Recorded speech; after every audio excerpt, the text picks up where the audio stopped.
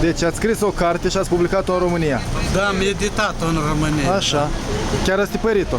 Am tipărit-o în România, dar am scris-o în Chișinău, adică munca mea intelectuală a fost făcută aici, în teritoriul Republicii Moldova.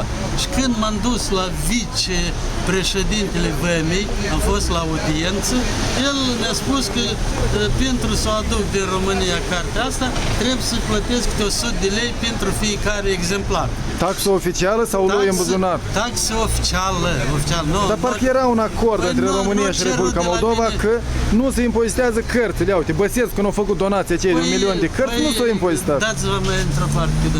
Și taxă oficială și eu am văzut că cartea lui Ion Creangă, capra cu 3 iezi arestată la Vama, la noi, în Moldova.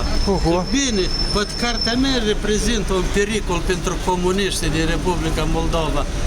Scriu despre deportări, despre crime împotriva umanității, scriu despre că deportații noștri au fost deținuți în lagăre de concentrare și cartea asta prezintă desigur un pericol pentru Voronin, pentru alți ca Deci cred că e o decizie politică să nu o lasă. Pentru Urechean prezintă un pericol mare și de atâta acum eu nu am bani și de atât eu nu pot ca să călătoresc, înțelegi, de la București la Chișinău și aduc câte 2-3 cărți, fiindcă pentru 2 cărți nu plătești taxe vamale.